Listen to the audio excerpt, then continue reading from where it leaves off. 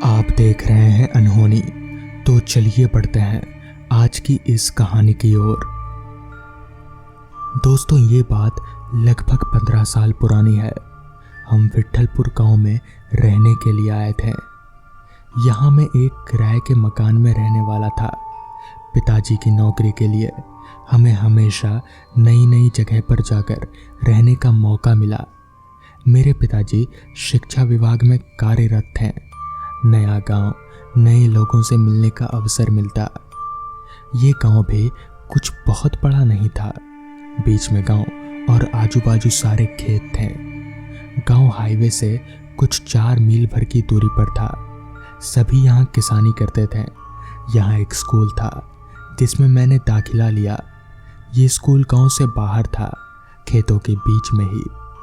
जब हम इस गांव में रहने के लिए आए थे तब से भूतों के बारे में हमेशा ही सुना है, पर कभी देखा नहीं है, इसलिए हम भी उसको मजाक में ही सुन लेते थे।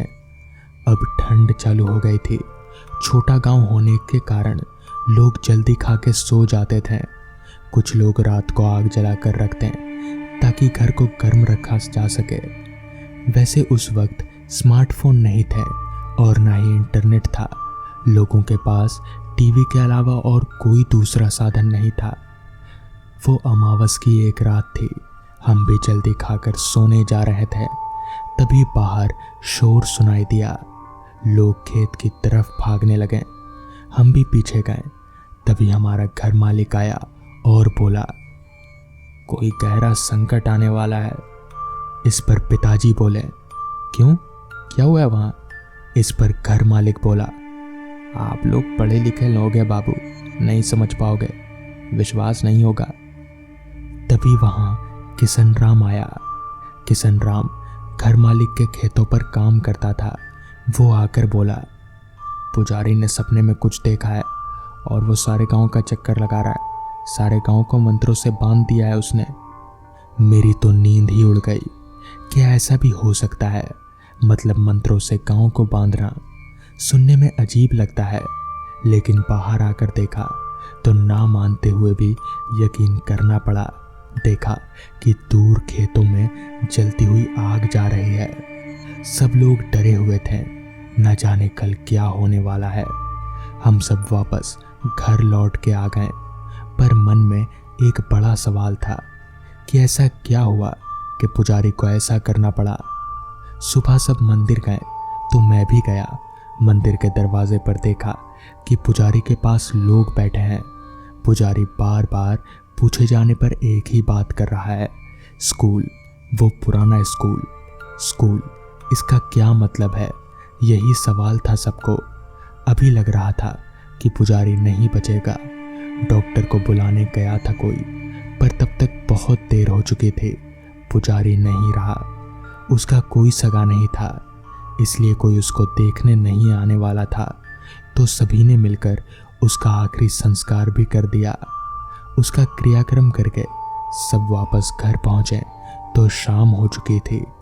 सबको एक ही सवाल खाया जा रहा था कि स्कूल का क्या मतलब है जो पुजारी बोल रहा था। ये जो पुजारी था ये काफ़ी ज्ञानी था।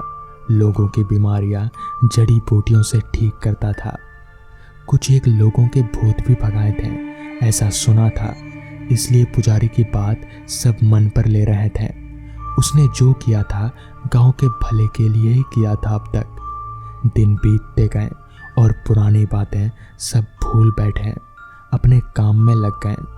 गर्मी के दिन थे। शाम को स्कूल में साहब लोगों की पार्टी थी। मेरे पिताजी भी जाने वाले थे। मैं उनके साथ गया था ड्राइवर बनकर, क्योंकि रात में पिताजी को सही से सड़क नज़र नहीं आती थी। कहीं जाना हो तो मुझे साथ ले जाते थे। रात बहुत हो चुकी थी। हम सब खाना खा के वहाँ से निकले। चलते चलते किसी ने पुजारी की बात छेड़ दी।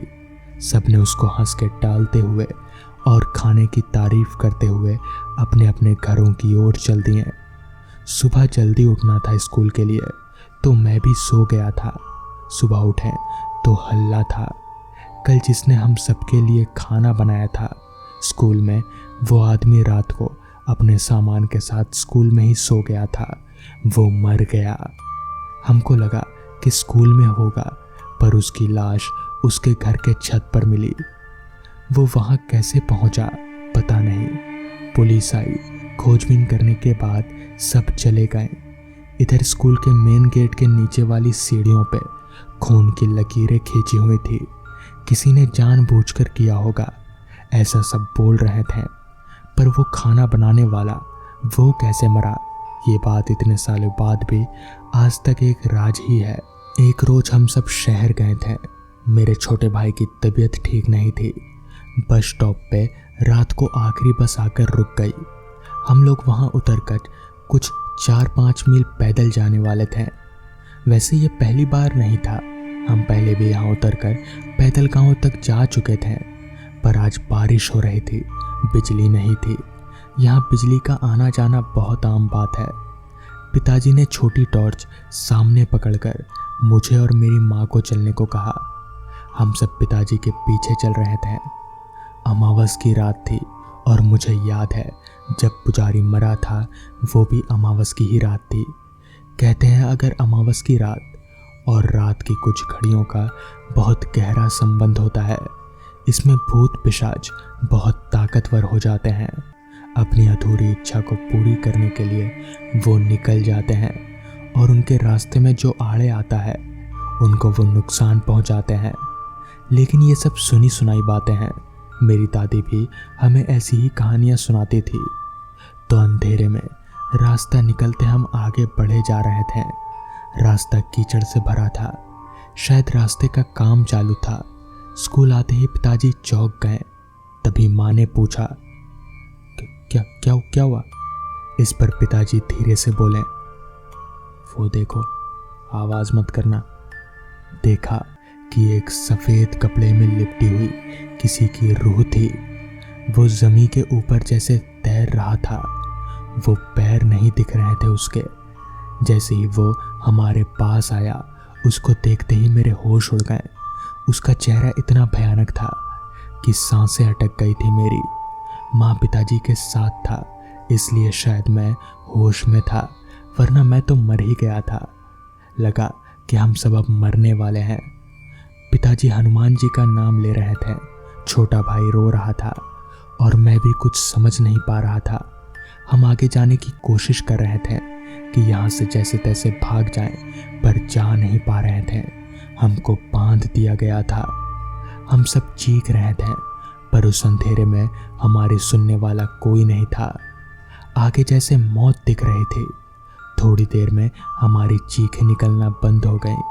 अचानक सब शांत हो गया और बिजली आ गई। रास्ते की बत्तियां जल उठी। हम सबकी जान में जान आई। शायद भगवान ने हमारी सुन ली थी। वैसे ही वो आत्मा स्कूल की तरफ चली गई। हमने भगवान का शुक्रिया किया और वहां से गांव की तरफ चल दिए। गांव में पहुंचते ही सारी हकीकत घर मालिक को बताई। लोग भी जमा हुए थे। शायद हमारी मौत नहीं आई थी, इसलिए हम सब बच गए थे। भूतों के बारे में कोई बताए तो सब उन पे हंसते हैं। यकीन कोई नहीं करता। वैसे ही आज हमारा था। हम सबको सब कुछ सही सही बता रहे थे तो कोई हंस रहा था, तो कोई हम सबको डरपोक कहकर मन ही मन मुस्कुरा रहा था। लेकिन जो हमारे साथ हुआ वो हम ही जानते थे। अगले ही साल मेरे पिताजी का वहाँ से तबादला हुआ, पास के शहर में। हम सब ने सामान बांधना चालू किया। मैंने सारे पुराने दोस्तों को अलविदा कहा और फिर सामान गाड़ी में भरा और वहाँ से निकल गए। हम सब ने उस स्कूल को आखिरी बार गाड़ी से ही देखा और उस जगह पर फिर हम कभी नहीं गए। मगर आज भी उस घटना को याद करके मेरे रोंगटे खड़े हो जाते हैं। तो दोस्तों, ये थी आज की पहली कहानी। तो चलिए बढ़ते हैं आज की दूसरी कहानी की ओर। दोस्तों, मेरा नाम उत्तम कुमार है। मैं झारखंड में एक आदिवासी इलाके सिंदूर गांव का रहने वाला हूँ। ये जो घटना का मैं जिक्र करने जा रहा हूँ वो साल 2009 की है। उस समय मेरे गांव तक बिजली नहीं पहुंची थी। 2016 में जाकर हमें बिजली देखने को मिली। उससे पहले मेरे गांव में रात को घनघोर अंधेरा छा जाता था। शाम को अंधेरा होते ही बहुत कम लोग बाहर देखने को मिलते थे।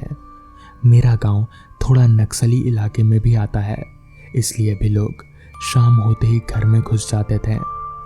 घटना बरसात के दिनों की है।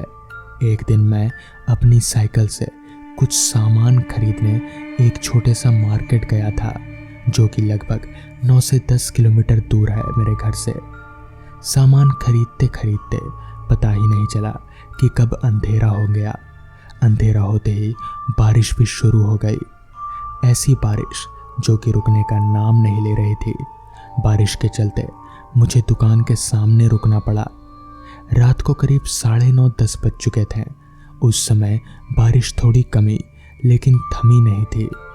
जब तक पूरी तरह से बारिश ना रुक जाए मैं जा भी नहीं सकता था। मेरा सामान कुछ ऐसा था कि भीगना मुनासिब नहीं था, इसलिए मजबूरी में मुझे रुकना पड़ रहा था। लगभग 10 बजे मार्केट पूरा सुनसान हो गया। मैं अकेला वहाँ अपनी साइकिल और सामान के साथ था। फिर रात के करीब 10:30 बजे बारिश पूरी तरह से रुक गई। मैं खुश होकर भगवान का शुक्रिया अदा किया, लेकिन मुझे क्या पता था आगे जो होने वाला है उसके बारे में। बारिश रुकते ही मैं घर जाने लग गया था, लेकिन कीचड़ और पत्थर के कारण मैं ज़्यादा स्पीड से नहीं जा पा रहा था। ऊपर से एक हाथ में टॉर्च और एक हाथ में हैंडल। कुछ देर जाते ही मेरी नसीब ने मुझे धोखा दे दिया। लगभग 1-2 किलोमीटर के बाद मेरी साइकिल का टायर फट गया। मेरे पास कोई और चारा नहीं था सिवाय साइकिल और सामान को ठेल कर ले जाने के अलावा।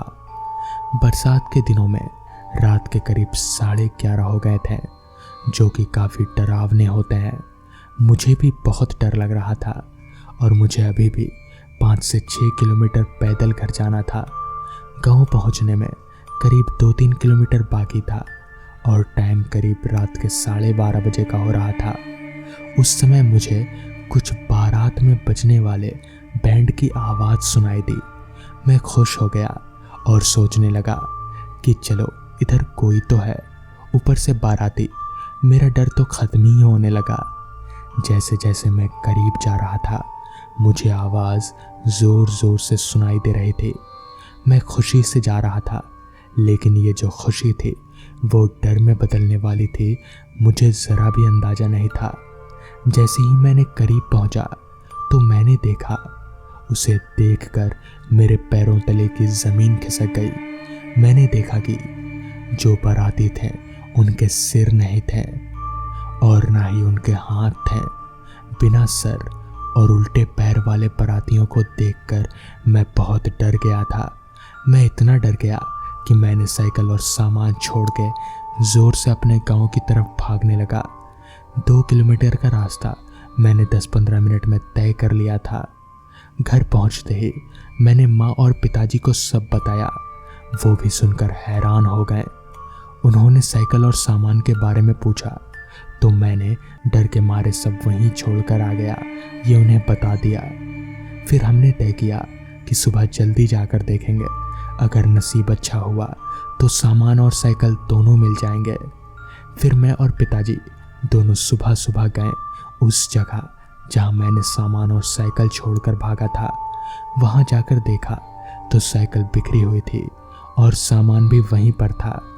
फिर पिताजी ने पूछा, कहाँ तुमने वो बिना सर और उल्टे पैर वाले बाराती वाले भूतों को देखा था? मैं वहाँ पर उन्हें ले गया तो वहाँ पर हमें कुछ बड़े बड़े पैरों के निशान मिले।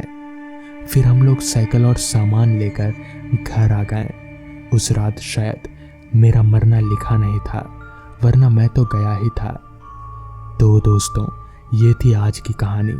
अगर आपको ये कहानी पसंद आई हो तो वीडियो को लाइक और चैनल को सब्सक्राइब कर दें। तो मैं आपका दोस्त आर्यन जल्द ही मिलूँगा आपसे ऐसी ही एक नई कहानी के साथ।